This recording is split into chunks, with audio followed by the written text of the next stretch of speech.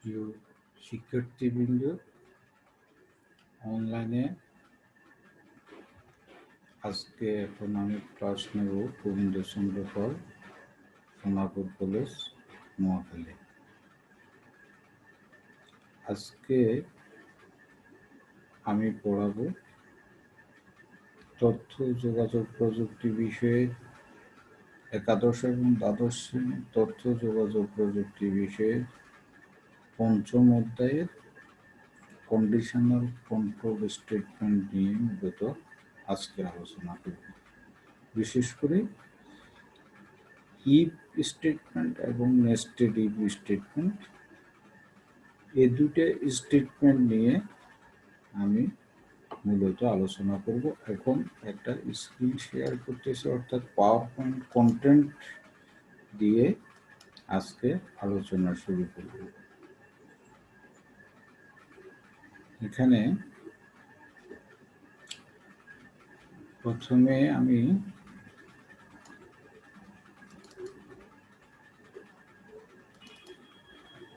আলোচনা করতেছি, একটু ওয়েট করো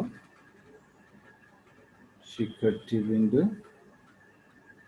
তোমরা সাথে থাকবে।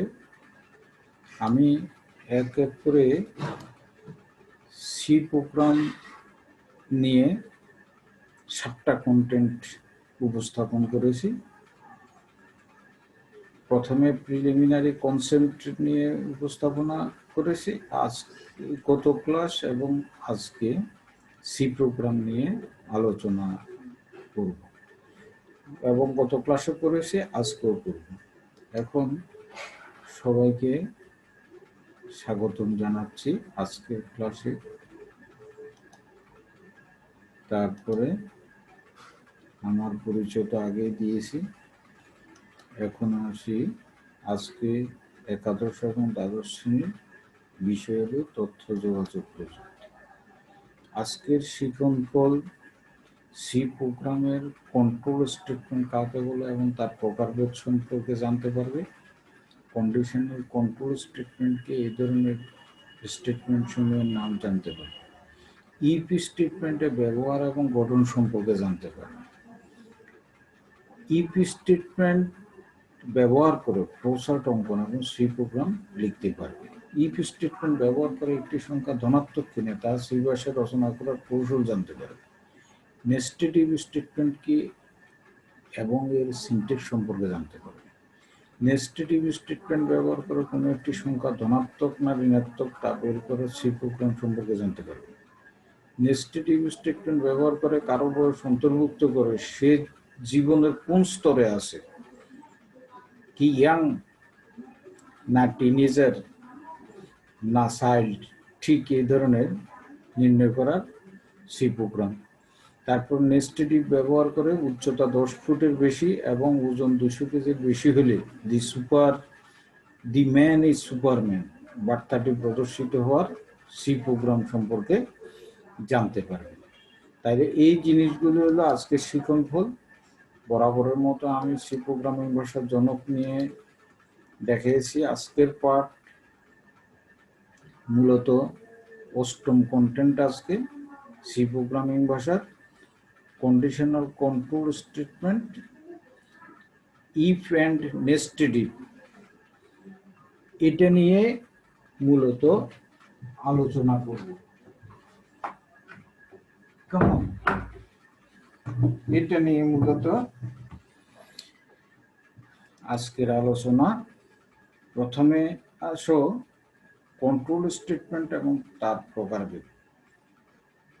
সি প্রোগ্রামিং ভাষায় স্টেটমেন্ট সমূহ সাধারণত স্বয়ংক্রিয়ভাবে পর্যায়ক্রমে নির্বাহ হয়, কিন্তু বিভিন্ন পরিস্থিতি প্রোগ্রামের নির্বাহ নিয়ন্ত্রণটা কিভাবে হয়? এক বা একাধিক স্টেটমেন্ট একাধিকবার নির্বাহ হয়, শর্ত সাপেক্ষে কোনো এক বা একাধিক স্টেটমেন্ট নির্বাহ হয়, এক স্টেটমেন্ট থেকে অন্য স্টেটমেন্টে প্রোগ্রামের নিয়ন্ত্রণ স্থানান্তর ইত্যাদি করার প্রয়োজন হয়। যে সকল স্টেটমেন্টের সাহায্যে প্রোগ্রাম স্টেটমেন্ট সমূহের পর্যায়ক্রমিক নির্বাহ নিয়ন্ত্রণ করা যায় তাদেরকে কন্ট্রোল স্টেটমেন্ট বলে।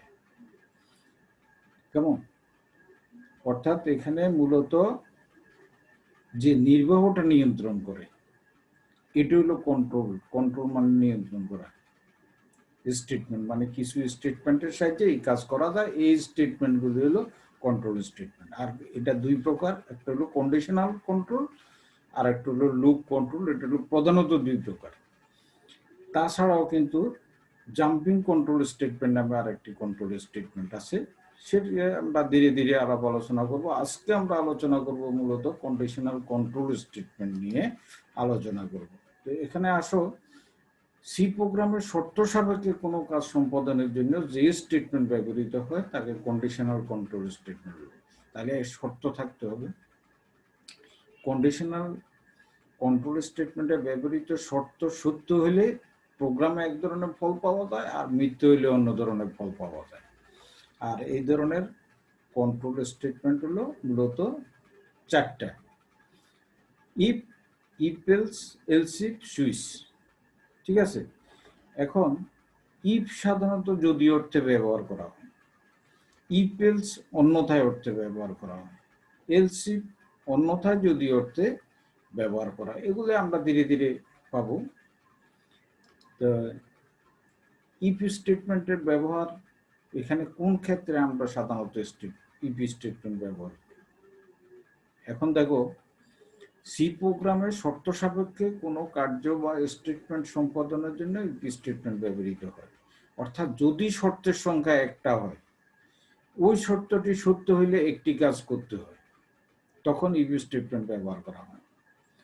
কিন্তু যদি শর্তটি শর্তটি যদি মিথ্যে হয়ে যায়, তখন কিন্তু কোনো রেজাল্ট দেখায় না, যদি একটা ইফ ব্যবহার করা হয়। ঠিক আছে। যদি অর্থে ইফ স্টেটমেন্ট ব্যবহার করা হয়, আর এই স্টেটমেন্টের পরে সেমিকোলন থাকবে না, মানে সেমিকোলন সাধারণত বসে না। আর কন্ডিশন মানে শর্ত সাধারণত এক বা একাধিক লজিক্যাল বা রিলেশনাল এক্সপ্রেশন হবে। আচ্ছা, ইফ স্টেটমেন্টের গঠনটা, প্রথমে ইফ থাকবে, ইফের সাথে ব্র্যাকেটে কন্ডিশনটা থাকবে, তারপরে একটা স্টেটমেন্ট থাকবে, শেষে একটা সেমিকোলন থাকবে। এটা হলো গঠন। এটা মনে রাখতে হবে। এই যে জিনিসটা আমি একটু ফলো করে প্রচার করি, এই যে এটা কিন্তু মনে রাখার বিষয়। ওকে, এটা অনুসারে কিন্তু আমরা কাজ করব। যারা এটা মনে রাখতে পারবে তারা প্রোগ্রাম করতে পারবে। ওকে, এখন আসো পরের স্লাইডে আমরা যাই। ইফ স্টেটমেন্ট ব্যবহার করে ফ্লোচার্ট এবং সি প্রোগ্রাম, একটা সি প্রোগ্রাম আছে আর একটা ফ্লোচার্ট আছে। ওকে, তাহলে এখানে এই যে কন্ডিশন সত্য হলে বডি অফ ইফের বডিতে যাবে, আর ফলস হলে এখানে চলে আসবে স্টেটমেন্ট জাস্ট বিলো ইফের নিচে যে স্টেটমেন্টে সেখানে যাবে ইন্ড। এটা হলো একটা ফ্লোচার্ট। আর এখানে আমরা যদি এটা করি, 33-এর সমান অথবা বেশি পাইলে পাস করা প্রদর্শন, এখানে ফেলের ব্যাপার বলে নেই, শুধু পাস করা। 33-এর সমান অথবা বেশি পাইলে কিন্তু পাস প্রদর্শন, এই কথাটা বলছি। তাহলে এখানে বরাবরই আমরা কিন্তু একটা হেডার ফাইল ব্যবহার করেছি, অর্থাৎ দেব সি প্লাসে একটা হেডার ফাইল ব্যবহার করলেই চলে, এই কারণে একটা হেডার ফাইল ব্যবহার করা হয়েছে। এখানে ইন্টের সাথে একটা ভেরিয়েবল ব্যবহার করা হয়েছে নাম্বার, তারপরে প্রিন্টএফ এন্টারিউন নাম্বার, স্ক্যানএফ থাকবে, আর যেহেতু ইনটাইপ ডাটা পার্সেন্টেজ হয়েছে, কেমন। তারপরে ইফের সাথে কন্ডিশনটা হলো number greater than equal to 33, অর্থাৎ 33-এর সমান অথবা বেশি, এই কথাটাই এখানে বলা হয়েছে। যে কি দেখাবে? Pass, you pass in the examination. কিন্তু যদি আমি 33-এর কম দিই, 30 দিই বা 29 দিই, তাহলে কিন্তু কোনো রেজাল্ট দেখাবে না। কিন্তু যখনই আমি 33 থেকে উপর দিকে দেবো, তখন এটা রেজাল্ট দেখাবে you pass in the examination. এটা একটু লক্ষ্য রাখতে হবে। তো বিশেষ করে এই জিনিসটা না দেখাইলেই নয়। এই যে ইফ, এখানে ইফের সিনট্যাক্স আর পরে স্টেটমেন্ট এটা। আর এই দুইটা তো হলো ওই যে আমরা যে নাম্বার দেব সেই নাম্বার পাওয়ার জন্য প্রত্যেকটা প্রোগ্রামেই আমরা সাধারণত এইভাবে কিবোর্ড থেকে নাম্বার দিই, এই কারণে এই দুই লাইন প্রত্যেক ইয়েতে থাকে। আর এটা হলো ডেটা টাইপ এবং ভেরিয়েবল ঘোষণা করতেছি, এটা বরাবরই আগে বলে আসছি, এই কারণে আমি একটু কম বলতেছি। ঠিক আছে, এই দুই লাইন যেহেতু কিবোর্ড থেকে নাম্বারটা দেব, এই দুই লাইন প্রত্যেকটাতে থাকবে। আর এই শর্তগুলি কন্ডিশন আছে আর স্টেটমেন্ট আছে। আর রিটার্ন জিরো, এটা আমি প্রথম ক্লাসে সি প্রোগ্রামের প্রথমে আলোচনা করেছি। কেমন? তাহলে এখন আসো আমরা পরের স্লাইডে যাচ্ছি। এখন ইফ স্টেটমেন্ট ব্যবহার করে আরেকটা সি প্রোগ্রাম আছে। কিবোর্ড থেকে কোনো একটি সংখ্যা ইনপুট দিয়ে দেখবে সংখ্যাটি ধনাত্মক কিনা। এখানে ঋণাত্মকের কথা বলেনি, এখানে ধনাত্মকের কথা বলছে। ঠিক একই রকম ইন্টিজারের নাম্বার এভাবে এ গ্রেটার দেন জিরো হলে এর মানটা জিরোর থেকে বড় হলে পজিটিভ হবে। হ্যাঁ, আর print the given number is positive.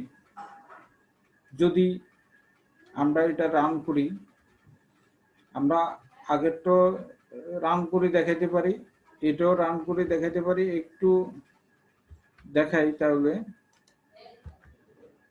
কেমন। এখন দেখো তোমরা, আমরা যদি you pass in the examination যেটা বলছে, আমরা ওই প্রোগ্রামটা প্রথমে আনি। এই যে int number printed enter your number, এটা। এখন আমি যদি এখানে, আমি এগুলো আগে তৈরি করে নিয়েছি দেখানোর উদ্দেশ্যে, এখন রান করব। Source file is not compiled. ও কম্পাইল না, এটাকে কম্পাইল করতে হবে। তারপরে এন্টার ইউর নাম্বার, আমি যদি 50 দিই,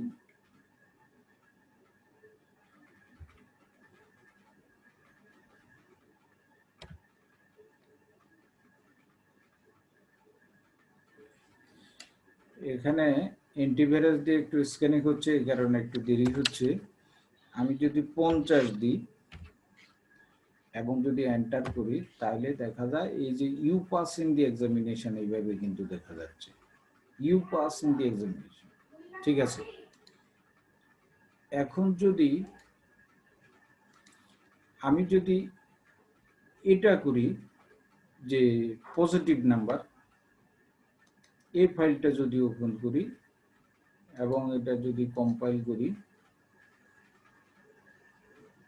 এরপরে রান করি, এখন একটু দেখো positive number A greater than zero, এইটা নিয়েই কিন্তু আমি আলোচনা করতেছিলাম। কেমন? একটু দেরি হচ্ছে, অ্যান্টিভাইরাস দিয়ে স্ক্যানিং করতেছে, যে কোনো ফাইল দেওয়া আসলে। ঠিক আছে, এবার আসো, যদি আমি 20 দিই তাহলে লেখা আসে দি গিভেন নাম্বার ইজ পজিটিভ। যদি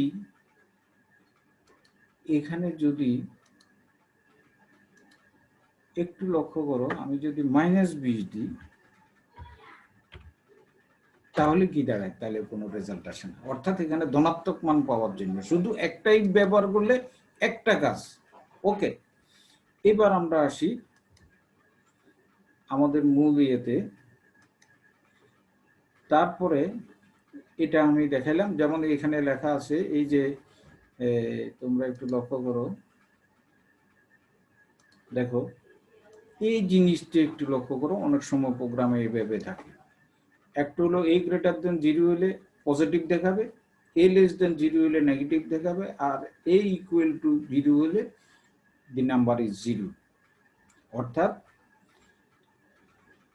তাহলে এখানে এই 3 ধরনেরও অনেক সময় আসতে পারে, আবার 2 ধরনেরও আসতে পারে। তো ঠিক আছে, আমরা জিনিসটা একটু দেখাচ্ছি। হ্যাঁ, এবার আসো আমরা পরেরটাতে যাচ্ছি। হ্যাঁ, নেস্টেড ইফ। একটা ইফ স্টেটমেন্টের অভ্যন্তরে যদি আরো এক বা একাধিক ইফ স্টেটমেন্ট অন্তর্ভুক্ত থাকলে তাকে নেস্টেড ইফ স্টেটমেন্ট। ঠিক আছে, একটা ইফের ভিতরে অর্থাৎ একাধিক ইফ নিয়ে গঠিত নেস্টেড ইফ। কেমন? আর এটা সাধারণত ইফ স্টেটমেন্টের মতো কাজ করে। এগুলি সবগুলি ইফের অভ্যন্তরে এক্সপ্রেশনকে মিলিয়ে দেখবে, যদি শর্ত সত্য হয় তবে স্টেটমেন্ট কাজ করবে।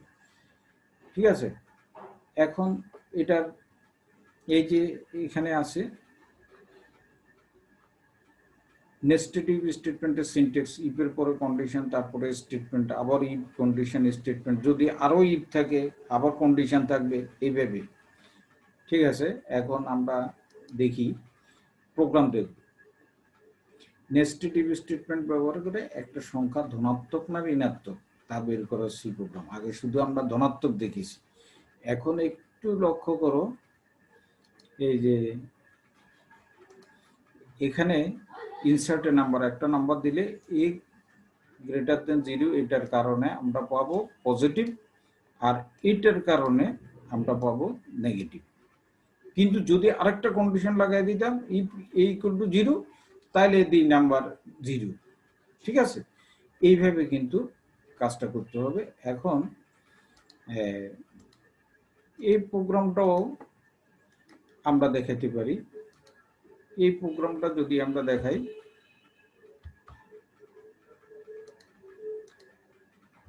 ঠিক আছে, এখন কি দেখাবো,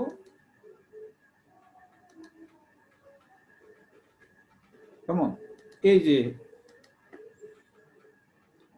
the number is positive, the number is negative, তাইলে আমরা যদি প্রথমেই এটাকে যদি রান করতে চাই, কিন্তু কম্পাইল করতে হচ্ছে, কম্পাইল করলে আবার স্ক্যানিং করে, এটা একটা ঝামেলা।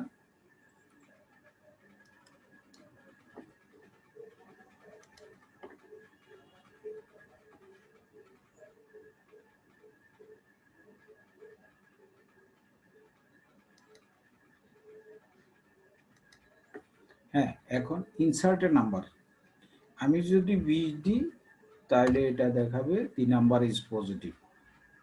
আর এবার যদি আমরা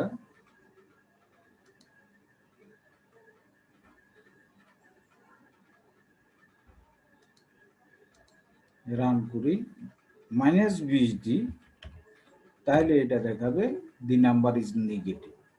এই জিনিসটি দেখাতে চেয়েছিলাম। ওকে, কেমন? তাহলে আমরা এখন পরেরটাতে যাচ্ছি। ইফ স্টেটমেন্ট এটা গেল, তারপরে নেস্টেড ইফ স্টেটমেন্ট ব্যবহার করে কারো বয়স অন্তর্ভুক্ত করে সে জীবনের কোন স্তরে আছে তা নির্ণয় করার সি প্রোগ্রাম। সে জীবনের কোন স্তরে আছে, এখানে প্রোগ্রাম দেওয়া আছে। এই যে একাধিক ইফ ব্যবহার করা হয়েছে এখানে। এখানে আরেকটা জিনিস লক্ষণীয়, তোমরা একটু লক্ষ্য করবা, তোমরা এই যে দেখো একটা ইফ ব্যবহার করা হয়েছে, আর এই দুই লাইন আমি তোমাদেরকে বলছি যে সবসময় এখানে ভেরিয়েবল হলো age, please enter your age. Age যদি আমি 10 দিই, তাহলে কোন স্তরে আছে, তাহলে সে শিশু। মানে এই যে এখানে এই যে দুইটা লজিক্যাল এন্ড এটা বলে, দুইটা এন্ডের চিহ্ন, এটাকে বলে লজিক্যাল এন্ড। যে ইফ এইজ গ্রেটার দেন 0, 0 চাইতে বেশি কিন্তু 12 সমান অথবা ছোট যদি হয়, 12 বছরের সমান অথবা ছোট হলে তখন সে হয় ইউ আর এ চাইল্ড। আবার 12 বছরের বেশি, 19 বছরের সমান অথবা ছোট হলে সে হবে টিনেজার। আবার 40 বছরের সমান, 19 বছরের বেশি হলে ইউ আর এ ইয়াং। কেমন?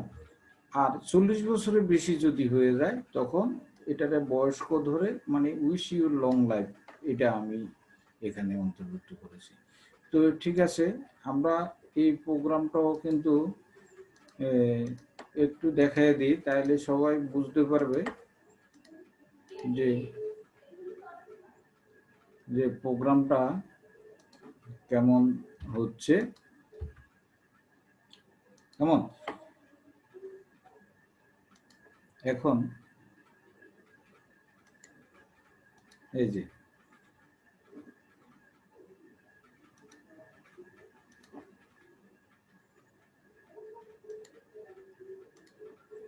হ্যাঁ, এন্টার ইউর এজ,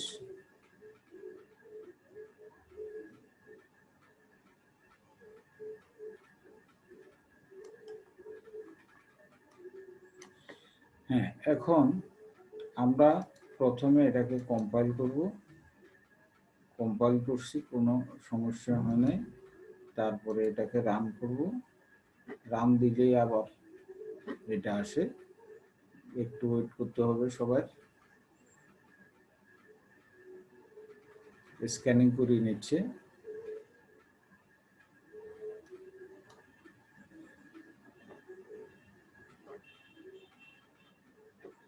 হ্যাঁ, and please enter your age. আমি যদি এখানে দৌড় দিই তাহলে কি দেখাবে, যে ইউ আর এ চাইল্ড। আবার যদি এখানে যদি আমি 18 দিই তাহলে দেখাবে ইউ আর এ টিনেজার। ওকে, মানে 13 to 19 ভিতরে হলে এটা টিনেজার। কেমন, এখন আবার দেখি আমি যদি 45 দিই তাহলে কি দেখায়, উইশ ইউ লং লাইফ। মানে এইভাবে প্রোগ্রামটা, মানে এখানে একাধিক ব্যবহার করা হয়েছে, অর্থাৎ নেস্টেড ইপে কাজ করা হয়েছে। তো এখন আমরা আগে ইয়াতে যাচ্ছি, এটা গেল। এখন নেস্টেড ইফ ব্যবহার করে আরো একটা প্রোগ্রাম, উচ্চতা 10 ফুটের বেশি, ওজন 200 কেজির বেশি হলে যে দি ম্যান ইজ সুপারম্যান বার্তাটি প্রদর্শিত হওয়ার সি প্রোগ্রাম। তাহলে উচ্চতা 10 ফুট, ওজন 200 কেজি হলে এটা সুপারম্যান। ওকে, তাহলে প্রোগ্রামটা এখানে কিন্তু দুইটা ভেরিয়েবল, এতক্ষণ কিন্তু আমি একটা ভেরিয়েবল ব্যবহার করছি, এখানে হাইট এবং ওয়েট দুইটা ভেরিয়েবল।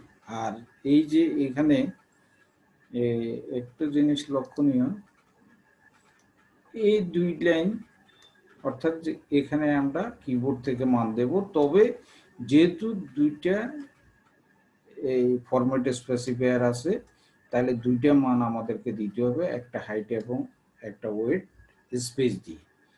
তাহলে হাইট গ্রেটার দেন 10 আর ওয়েট গ্রেটার দেন 200, তাহলে দি ম্যান ইজ সুপারম্যান এইভাবে কিন্তু শো করবে। এই জিনিসটা একটু লক্ষ্য করতে হবে। এখন আমরা এই জিনিসটাও একটু দেখাই দিই, কেমন। হ্যাঁ, এখন আসো এই জিনিসটা যদি আমরা দেখাতে যাই,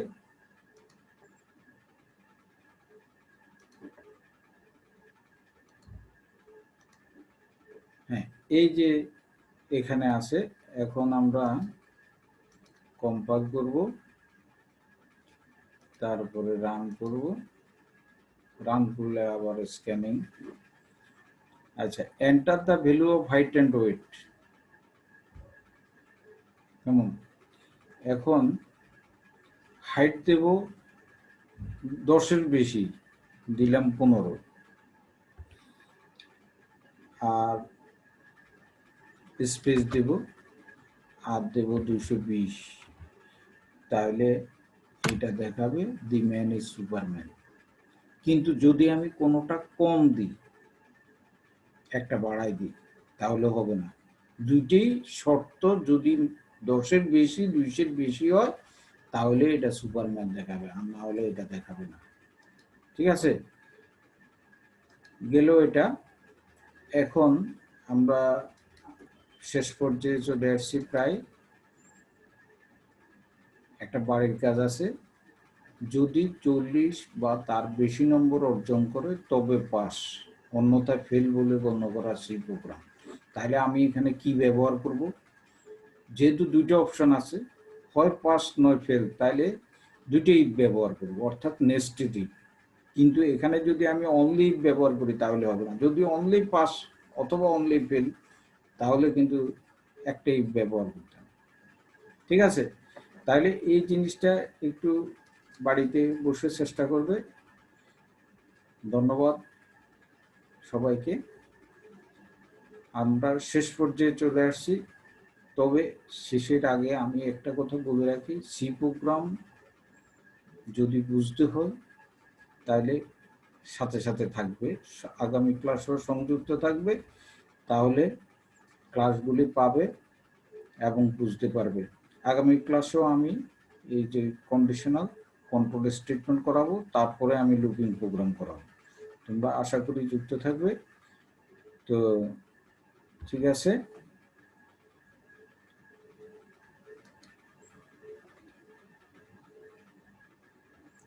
আমি এখন শেষ পর্যায়ে চলে আসছি, ক্লাসটা শেষ করব।